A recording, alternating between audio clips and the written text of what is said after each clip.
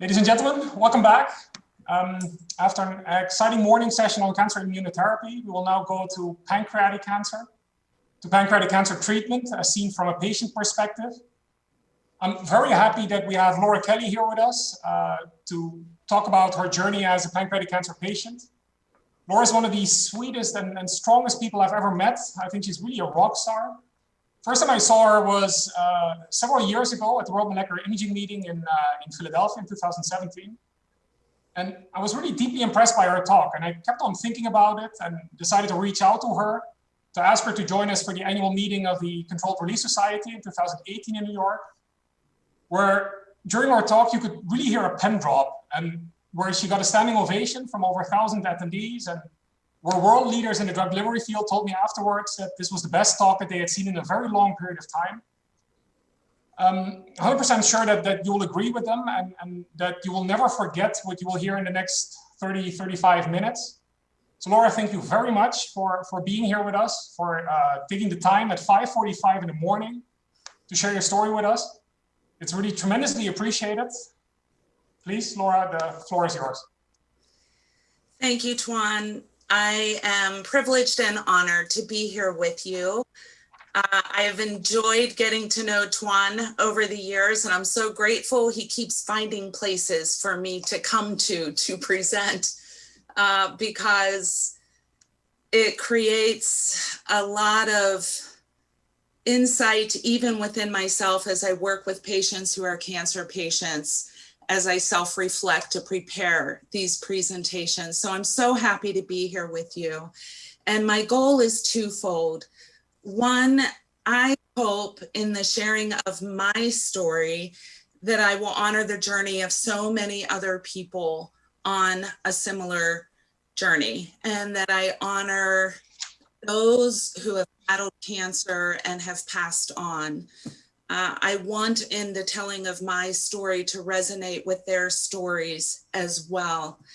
Additionally, I really want to impress upon you the value, the importance, the criticality of the work and the research that you are doing. It's imperative. There is urgent need, and we are grateful for you. So before I get into my story, I just want to share a few pieces of information. I partnered with the National Pancreas Foundation, which is a nonprofit, some years ago, probably 6 years ago at this point. I wanted to start a support group. I wanted to do fundraising. I wanted to do education. I did not want to reinvent the wheel. So this is the organization that I chose to partner with. And they offer grants annually. And I have here the link for you. Now, these are small grants for seed money for research. So anybody who is looking for some additional funding, this is a great research for, or a great resource for you. And the link is here. Also, once a year, they offer a fellow symposium where they partner a seasoned pancreas physician, research scientist, oncologist, GI doctor with somebody who is exploring where they want to specialize.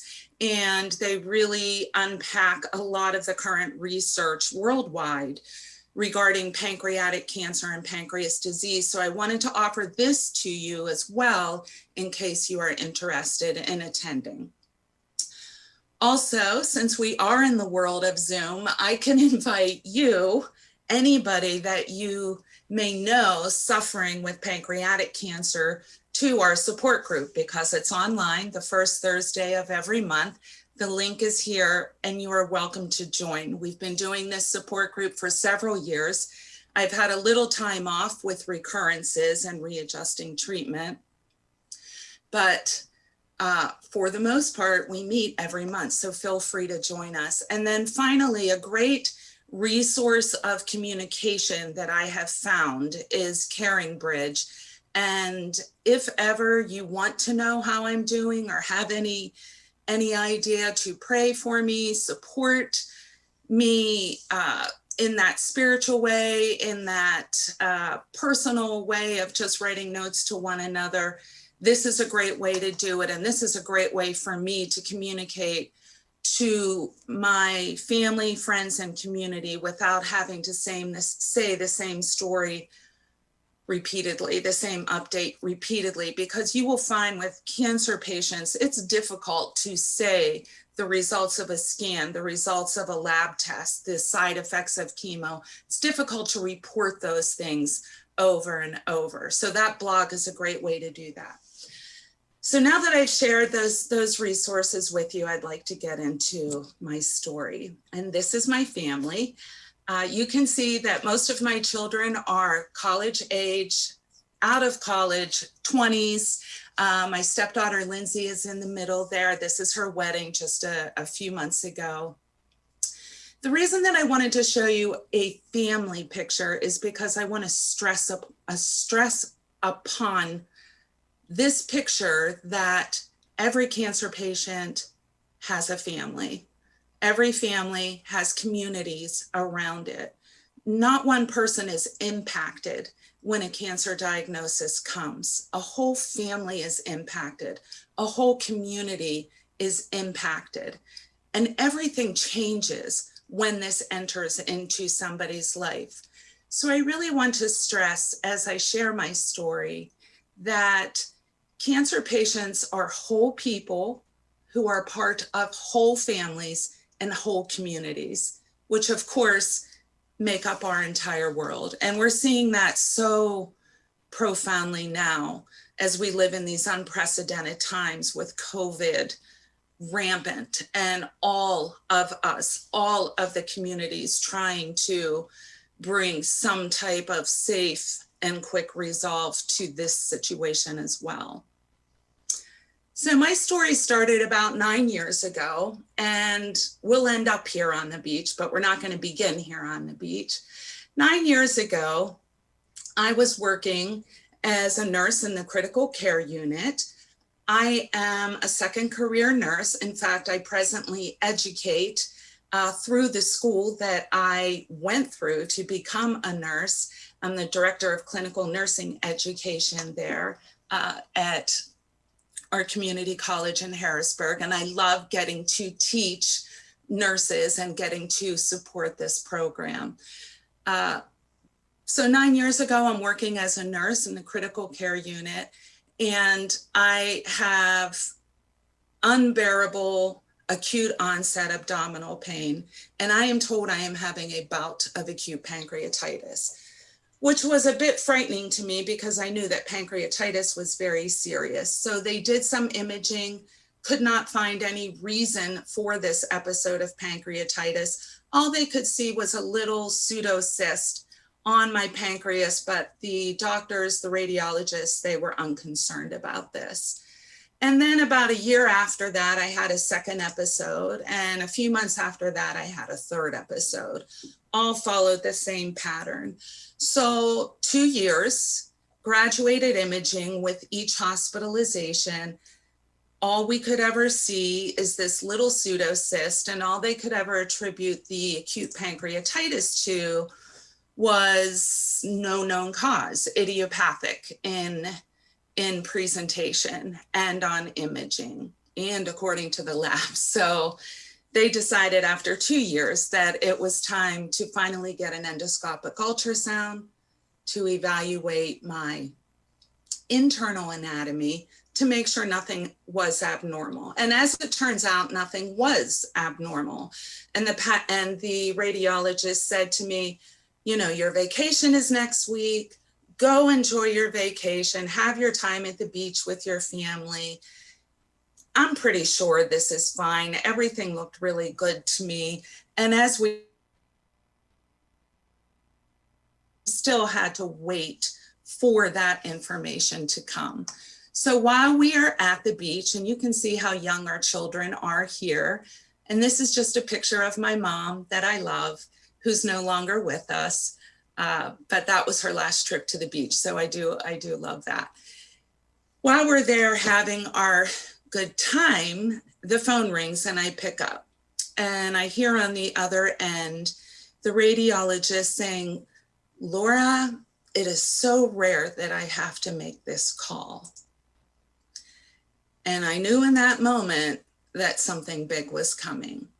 And for every cancer patient, I can assure you, in that moment when something big is coming, time stops. Life changes forever. What the radiologist proceeded to tell me was that that pseudocyst that they were all unconcerned about for 2 solid years with HIDA scans, MRIs, CT scans, ultrasounds, the pseudocyst actually had to come out. It was a benign cyst and it had to be removed. And I had mentioned that I was a nurse, but I'm a second career nurse. My first career was that of an engineer. I worked for IBM for some years. And then I had my stay-home mommy years where I had my children, raised my children, and then I became a nurse. So I knew enough with the nursing that I had done to that point. I knew enough to know that nothing comes off of the pancreas easily. And sure enough, the radiologist said, you're going to have a Whipple. So while I was grateful for the news that this was a benign cyst, I was terrified at the notion of having a Whipple. That surgery is bigger than open heart surgery, bigger than a liver transplant. It is a very involved surgery. The pancreas is very difficult to access. You know this. This is an important moment in a cancer patient's life. This is what the patients that you care for either directly or indirectly face. The imaging that leads up to the moment of confrontation that something extremely serious is happening begins to change a person's terrain forever. So the pseudocyst was not so pseudo after all. And because of the gravity of the surgery, I'm very blessed to have Johns Hopkins less than 2 hours from my home. So that's where I went to be evaluated and move forward with the surgery. Dr. Christopher Wolfgang did my surgery. He's wonderful. All of my care providers have been amazing on this entire journey. And truly, their care and your science all working together is likely the reason, paired with God's goodness, I must include that in my story, is the reason that I'm able to sit here and speak with you yet this morning. So I'm very grateful for everything that you are doing. You are seeing at least one person on this planet, and there are so many of us who are benefiting from the work that you are doing and need so much more quickly. Not to put pressure on you, but I'm letting you know the way it is out here for those of us in the battle. Okay, so I'm at Johns Hopkins. The cyst, by the way, is a mucinous cyst, rare, benign, genetic in nature, presents in women ages 30 to 50. I checked every box. So the morning of the surgery, my family was with me, my sisters, my children, my husband. Now, we're a very Italian family. My father was born and raised in Campobasso. My mother's first generation here. My husband mixed in a little German and a little Irish. So the point of all of that is we're loud. We have a lot of feelings. We express our feelings. And that early morning in the waiting room of where the surgical suite was for my Whipple, there was a lot of nervous laughter, a lot of inappropriate humor. That's a great coping mechanism for us.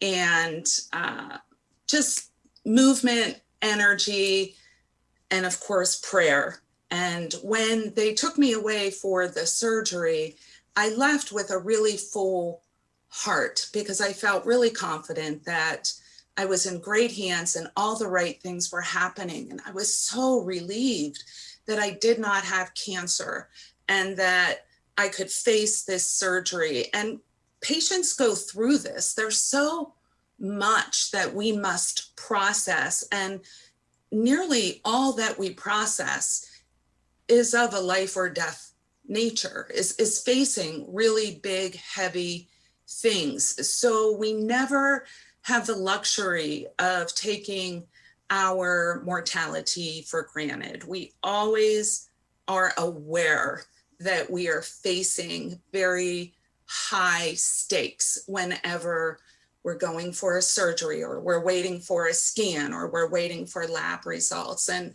it's a unique part of this journey that makes it a little heavier, a little tougher to carry than maybe another scenario. Okay, so I have the surgery. Several hours later, 8 hours later, I wake up. I'm in the recovery room. I'm in the ICU at this point.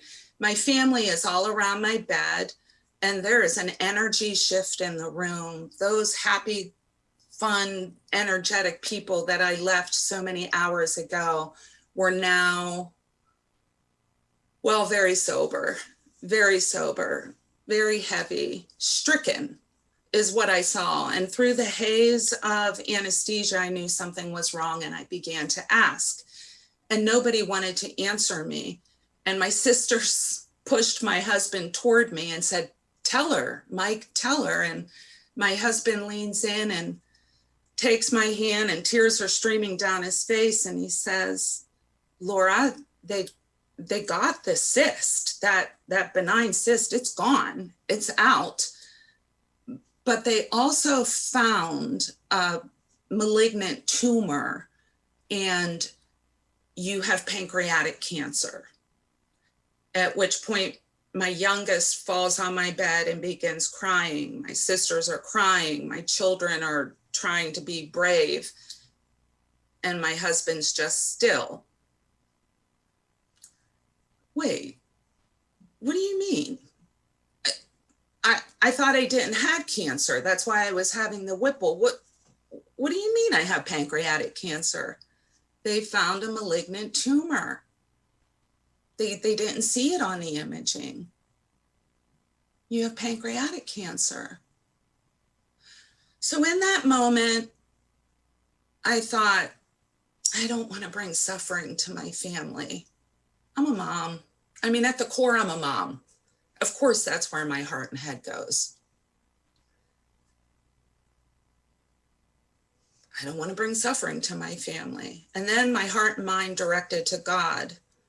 And, you know, as a critical care nurse, I saw many times patients receive terminal diagnoses, and I wondered, how do they receive this with such poise? I couldn't do that if I were ever in that situation. And yet, here I was in that situation, that very situation. And I directed my heart towards God. And in that moment, I just felt like grace poured into me, and I got all the strength, all the courage, all the energy that I needed for this entire journey in that moment. I cannot explain it to you other than to say that is what I experienced, and that has carried me from that point to this. And I knew immediately, we can do this. We can do this. So because I had the good fortune of being at Johns Hopkins, once they knew that I in fact had an adenocarcinoma and was dealing with an actual cancer diagnosis, I did not want to know the staging. To me, that would not have been helpful. I just know that I was an early stage and that my margins were clear, but close. So they laid out a treatment plan for me. And the treatment plan was heal from that Whipple. And I healed. I walked my way out of that hospital. I was determined not to have any complications, and participate in 3 clinical trials: stereotactic body radiation, FOLFIRINOX, and a vaccine trial. So all I had to do now was prepare for this battle. Now keep in mind, I was working, I was raising my family, I was active in my community, but now I needed to prepare for the battle of my life. And that's what we did. I can't say I did it, we did it. It has been a team sport the whole way. So Treatment number 1 after the Whipple, stereotactic body radiation. This was a clinical trial. I am grateful for every clinical trial. I've had the best care, I've said that. They make a body mold and gave a lifetime dose of radiation to my pancreas over 5 days, 45 minutes a day. So these are the facts. But what I want to stress to you, with radiation or a CT scan or a PET scan, there are so many scenarios that lands the patient on one side and everybody else on the other side of a 3-foot lead wall. Maybe like you in your labs, when you're working tirelessly wondering, does this work even matter? Is it impacting anyone? Is it affecting anything? We're just in here all alone doing our thing. I assure you, you are impacting the world in important and great ways. I am living proof of that. And again, I am just one person of many. So maybe you can identify with this feeling of just me, the machine, and God on one side and everybody else on the other. It's daunting. It is isolating, and it causes me to look inside and find strength, find courage, find grace. So after the SBRT radiation comes the chemotherapy. My beautiful, young, healthy body, already replumbed and anastomosed with the Whipple, and now radiated with the SBRT. Chemotherapy represents the dichotomy of being a cancer patient. I am so profoundly grateful for the treatment of chemotherapy, while I also believe it to be somewhat barbaric in nature because of what it does to the body. It helps, it sustains life, it can kill cancer cells, and that is what we need, but it asks much from patients. So I want to spend a little bit of time with this. As you may know, FOLFIRINOX is an acronym to represent 3 types of chemo and 1 supervitamin. The supervitamin is the leucovorin, so that the chemos don't actually kill the patient while being administered. The irinotecan and oxaliplatin are 2 of the critical chemos in FOLFIRINOX. And for myself, we later learned that I have an ATM gene mutation, which responds well to platins, which is likely why this science sustained me as long as it did, as you will hear. The irinotecan, that was a little tougher to take. I would show up for chemo early in the morning and I would be there for 8 hours, and all the chemo pods at Hopkins would be empty by the end of the day. I would always leave through an empty waiting room. My family, my friends, my husband, whoever was coming with me for chemo for the day, we worked very hard to make it happy. I was convinced that I could keep joy in my life on this journey. And I did, and I have, and my friends and family have helped me to achieve that. So we tried to make chemo fun, and we did. There were silly magazines and doing our nails and playing games. But inevitably, when that irinotecan started infusing, everything else stopped. I would receive an atropine injection to relax the smooth muscle in my gut. It would also disable my speech because it would relax my tongue muscle. And there was a discomfort with the irinotecan where I could just feel the chemicals infusing through my body in a very unnatural way. And so when the irinotecan began to be infused, all fun and games stopped, and it was a simple matter of enduring the treatment. So for 45 minutes, we would all sit in silence. My friends would pray, meditate, reflect. I would just sit there with tears streaming down my face, waiting for the 45 minutes to be over. That irinotecan was tough. And then there is my friend fluorouracil, which I can never correctly pronounce, but it doesn't matter because it's referred to as 5FU. And I assure you that it is appropriately named because that's exactly what it should be called. While I am grateful for it, please do not get me wrong. This 5FU is a form of mustard gas that was used to make bombs in the First World War. And while it's brilliant that somebody figured out that this can actually impact metastatic cancer, especially in the gut, it's back to that dichotomy I talked about. I'm grateful, but wow, that's tough to take. And it's so lethal to the body that it's dosed 1/4 teaspoon an hour over 3 days. So I would leave Hopkins with the 5FU in a pump, and it would stay with me for 3 days. And I can tell you, that might sound like an easy thing to do. Oh, we just put it in a pump and you walk away with it. But there are little components of that as a human that are just hard to manage, like the whirring of the pump in my bed at night when I'm sleeping, the ever presence of chemotherapy and its side effects. Lest I forget, I'm a cancer patient. The treatment will always remind me.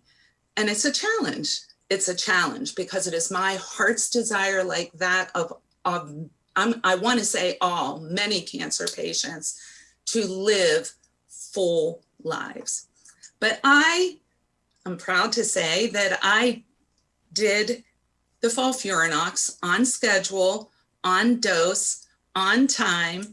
And as Twan said, that does make me and every cancer patient who has endured such treatments a true rock star, in my very humble opinion. So then we're going to move on to the vaccine trial. That was supposed to be 10 years. I lasted 4 years. This is actually my blood. You can see they would draw piston syringe fulls, which is 60 ml in volume, in volume. And then this is the site prep because the injections of the irradiated pancreatic tumor cells, they were very painful. So we had to do some site prep. So this trial gave me some relief from chemo, and I used as treatment while I continued to be monitored for a 4-year period. And then I reached my 5-year Whippleversary. We've done a lot of things with the word Whipple through the years, and it was a very, very exciting day. So I'm 5 years in from that day they told me that they found that malignant tumor and that I have pancreatic cancer. And my husband and I go to see our wonderful medical oncologist, Young Lee, and she tells us scans are stable. From now on, you get MRIs. You don't even have to get CT scans anymore because you've reached this mark. You're doing great. We're so happy. My husband and I literally jumped for joy. And my husband's not a joy jumper kind of guy, but we were thrilled. So we just had the best day ever, a day full of joy and empowerment and excitement. But then a couple of days later, I was out to lunch with a friend for my birthday and the phone rang. And it turns out that I had to come right back to Johns Hopkins because my tumor markers, which had always been normal, were now in the 1800s. And even though I graduated from CT scans to MRIs, I got to come back and get another CT scan. The vaccine trial was stopped immediately. The scan showed multiple growths. I had to go back on chemo. I was now considered stage 4 pancreatic cancer. Those are the facts. Here are the feelings. What? What do you mean? Was I not just there 48 hours earlier and we did happy, happy, happy dance? What? How could I have a recurrence? This doesn't make sense to me. I was doing great. let me pause there. I was doing great. I tolerated these treatments. There were so many side effects that were hard to get through. And I'm going to get to those in a minute. But over those 5 years, I had easily 30 trips to the ER with intractable abdominal pain. Because of the Whipple surgery and some adhesions, there was a section, and continues to be, to my small bowel where it presented like partial obstruction. And paired with the chemo and the treatment, I would get this intractable abdominal pain and have to go to the ER every time. And my poor pancreas, which is like the little engine that could, just took a beating and took a beating and took a beating. And even that calmed down at this point. I mean, we were really happy and excited about where we were. So for this to be happening, this is the reality of cancer. This is what patients go through. Don't ever get too comfortable, because at any moment, things change, and they can change drastically. It's one of the reasons why, for myself personally, I need my faith. It's a critical part of this. I am a woman of science. I love and respect science. Science has been keeping me alive, and I am excited about what you are going to do in the future and right now with your science. But for me, it all works together so that I can keep my footing, I can keep my joy and my focus as a whole person. And I know that to be true for many, many people as I've worked with them through the years. So my husband asked the hard question, how long? This is a recurrence after 5 years, multiple growths, how long? My doctor didn't want to answer that question because she's a wonderful doctor and she's not about to put an expiration date on my head. But she said, if statistics hold, it would be months to a year. But we think you'll do better, Lora, but it could be months to a year. I didn't want the answer to that question, but my husband did, and he earned the right to ask, and it's okay. So then we had to tell our children one by one, because they all knew about the happy dance just a couple of days earlier as well. So the beautiful thing about my children is, as we told each one of them, there was not even a flinch of thought of themselves. There was only, Mom, I'm so sorry you have to go through this. I know you can get through it. I'm here for you. I'm a proud mama. Those are some good, beautiful humans who are growing in the right ways, and their courage gives me courage. And sadly, I have friends with cancer, and I see that same courage and strength and belief in their children and in their communities. People are there for one another on this journey, this very hard journey. So now I fight again. I had to start 6 months of chemo, gemcitabine, Taxetol, Xeloda, and cisplatin. This was my oncologist at Hopkins, her own little homegrown protocol that I was on. I was to do that for 6 months. I made it to 5. It beat me down. And then I moved on to a PARP inhibitor trial, which at that time, this was a couple of years ago, was showing good responses with ATM gene mutations, really with BRCA, with the BRCA gene, but ATMs followed a similar pathway. So the thinking was that it would be equally effective. And it was effective for a while. It was fantastic. And I got this at the University of Pennsylvania. It gave me a beautiful break from chemo. I started feeling like Lora again. That GTXC, that was hard. Facing that chemo again, that was hard. I really had to gird up my strength to approach that, because that was another every other week, 7-hour days of chemo infusing and all the side effects that come with it. The folks at UPenn were fantastic running this trial, and this part of it gave me a lot of trouble. This is what the PARP was was paired with and was infused, it gave me 10 out of 10 pain, long bone pain. And I had to go on a long protocol of steroids to get that to quiet down because my life was becoming incapacitated from the pain. So I got 4 months out of that part. It didn't last long enough. So the goal now is to find a trial, and I'm understanding that the hope is that ATR medications perhaps offer a little more longevity, but it would have been beautiful to have more longevity out of the part. But I got 4 months, and I'm grateful for that. And then a recurrence developed multiple sites. So here I am.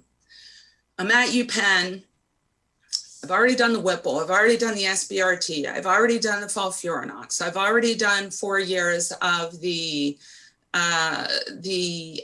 intradermal injections. I have the recurrence. I did the GTXC. I did the PARP inhibitor, and now I have regrowth. This darn pancreatic cancer is tenacious.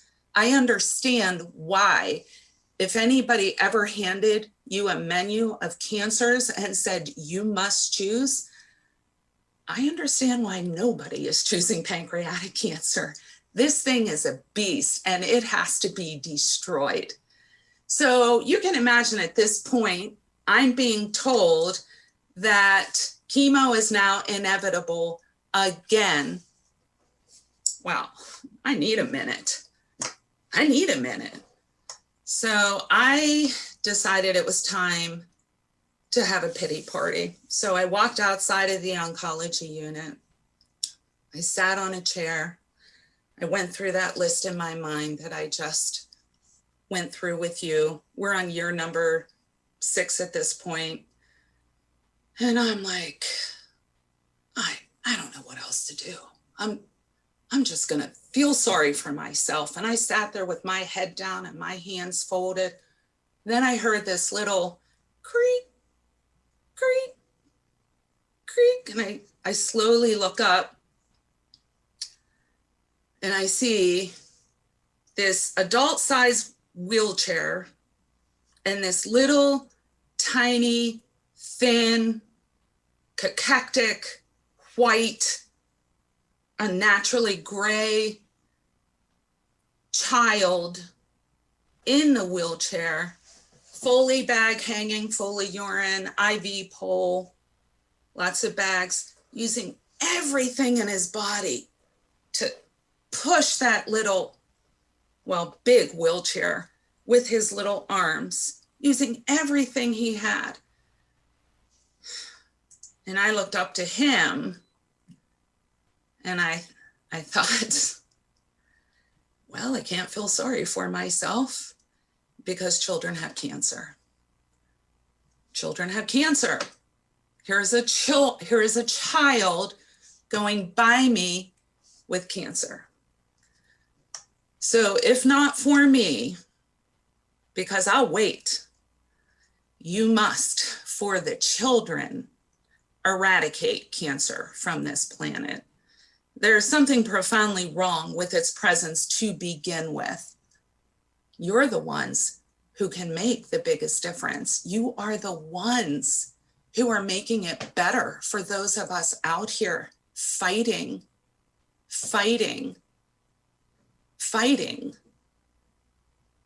And the little children, it's gotta be better for them too. It's gotta be better for them first.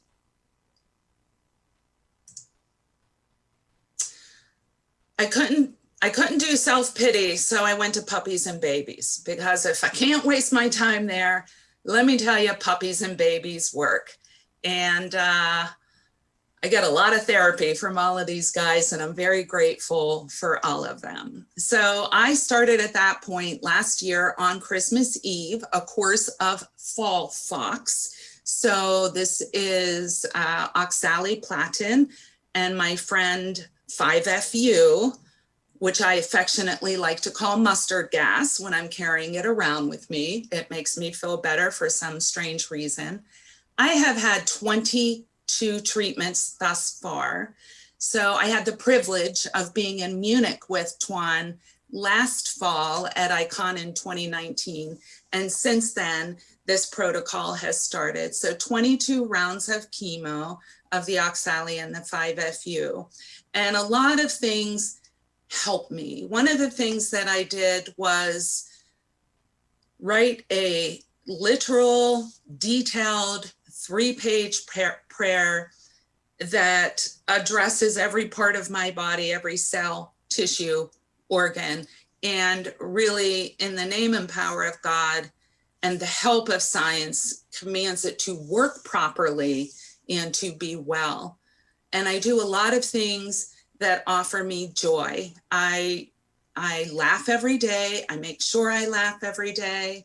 I love working. I love being with my students, my colleagues, the people in my community, the people in my support group that I run, the nonprofit that I run, these amazing people on my board that we run this as a group, every single one having an individual story. Just being part of community, having book club, playing games, simple things bring joy. And, you know, life, it does not stop ever. And it certainly doesn't stop just because I have a cancer diagnosis. And I showed you that picture early on of my mother on the beach riding her adult tricycle on the boardwalk.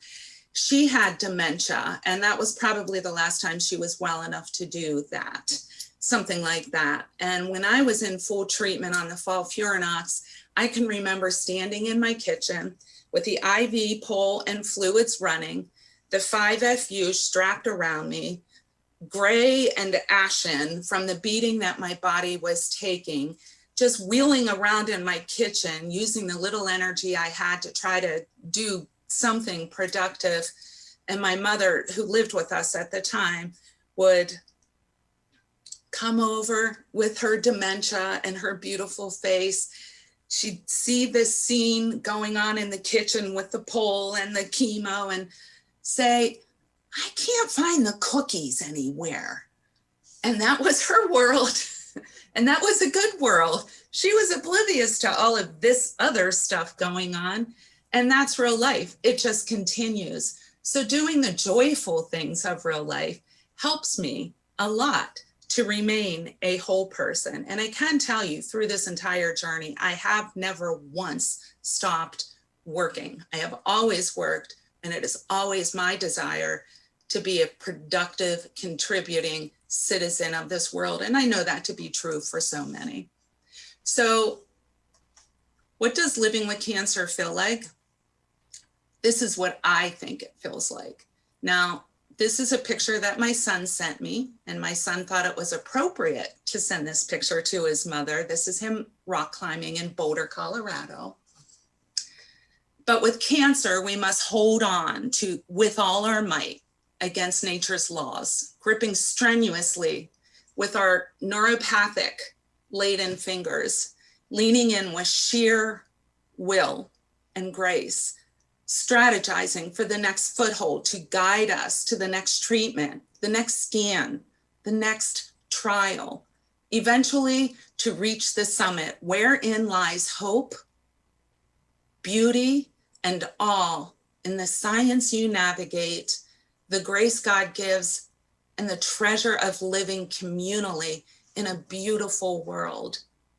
I believe this is true for us all who are fighting this disease and need you and the work that you are doing.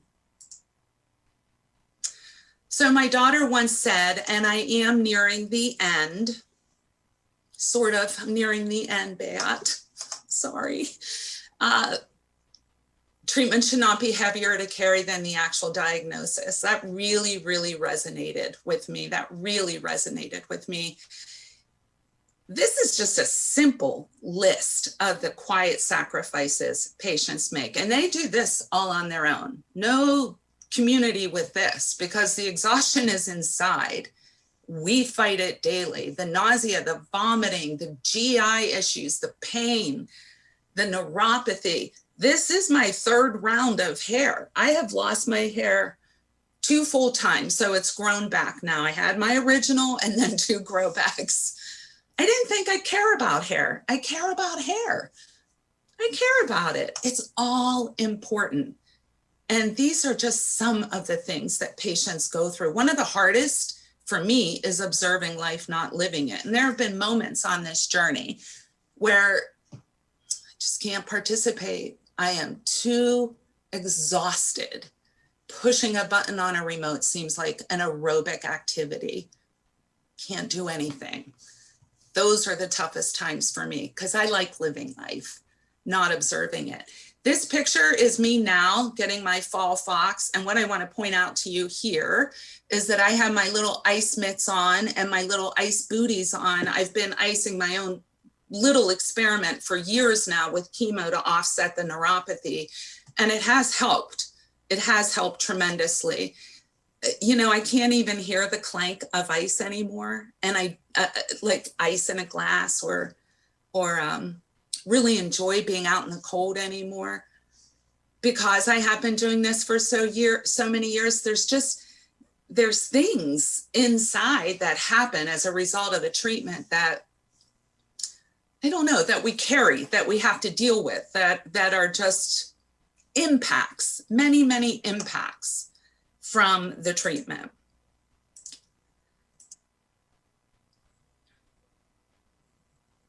I'm just going to let you read this. These are my personal statistics, reflective, I'm sure, of what many people go through.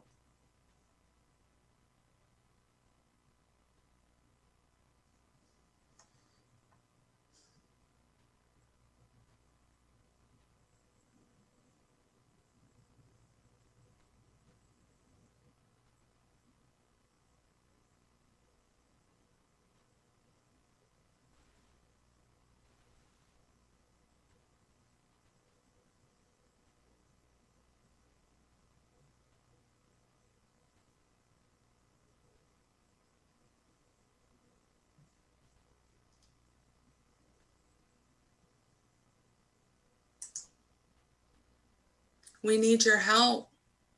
We need you.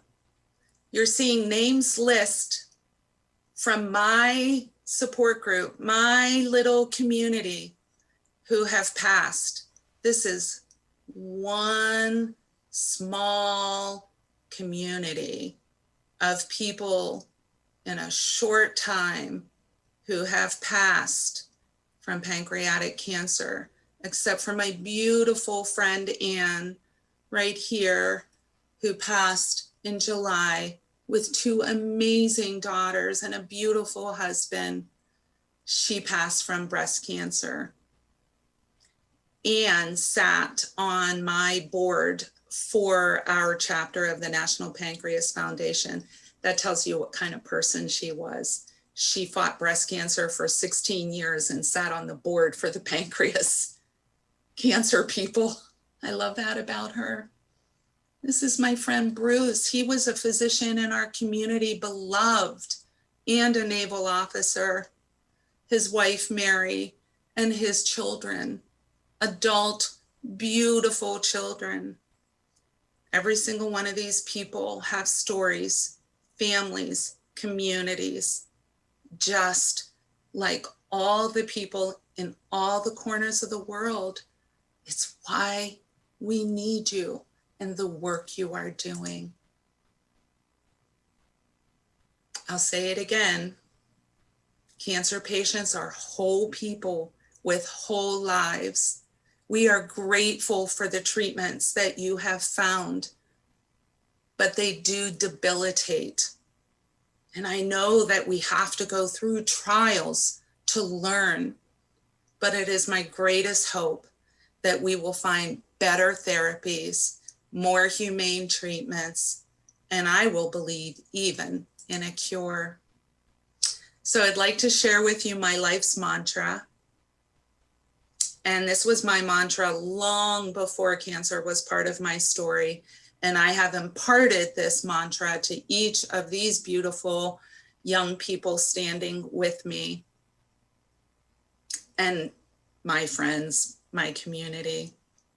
I believe because of the work that you have been doing, that I have a hope and a future. It is all intertwined. So let me take a moment to share with you where I am right now. I just had a scan a couple of weeks ago, and I do have a growth in my omentum. So I am having another recurrence after the 22 rounds of FOLFOX.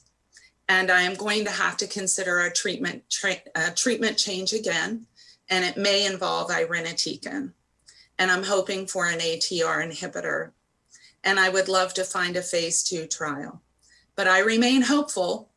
And after I got this news, I did the only thing that made sense to me, given that I am already praying and celebrating life and working and juicing and exercising. I did the only thing that made sense this week, and that was sign up for Kung Fu lessons. So I had my first lesson last night, and I'm excited to move forward with that.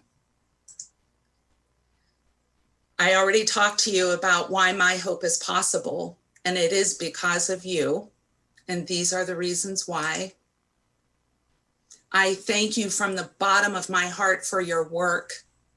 I thank you for all that you do, and would ask that you hurry and that you remember us as you hurry to find better therapies, because there are communities around the world who need you. And as you work, I would ask that you never, never, never give up. I thank you from the bottom of my heart, for you are the true heroes.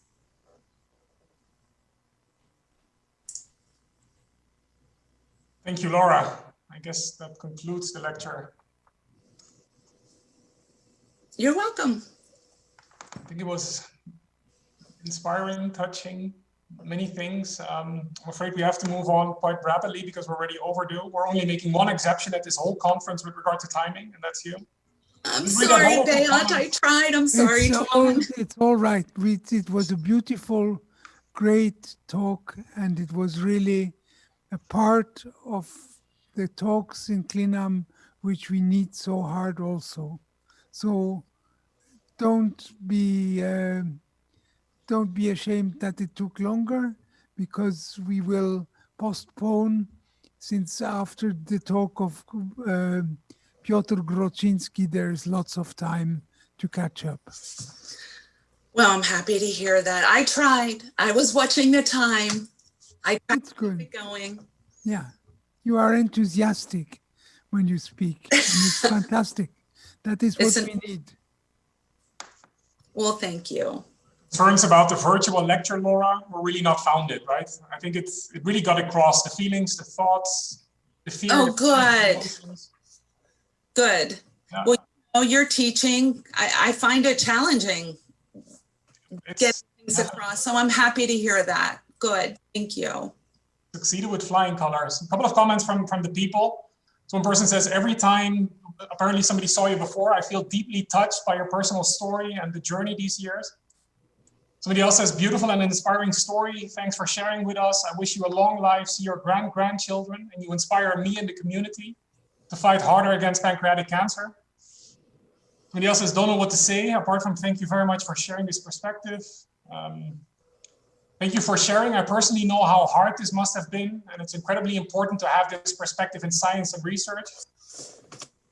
Somebody else says, thank you for sharing your story. It's important to know that the personal and emotional background of each patient, which gets lost in all these statistics, and this is really helping, then between brackets, at least me, to have a more motivational connection to my work. I'm glad that you have such a strong family which supports you and helps you in all these hard times. It's probably a nice one to end with. Yeah. There are a couple more coming in. I'll convey them to you via email at a later point. Let me just say that, Laura, please take really good care of yourself, stay strong, keep fighting, and please keep on sharing your story. I will. Somewhere in the future, again, in real life, somewhere next year, we'll certainly be in touch.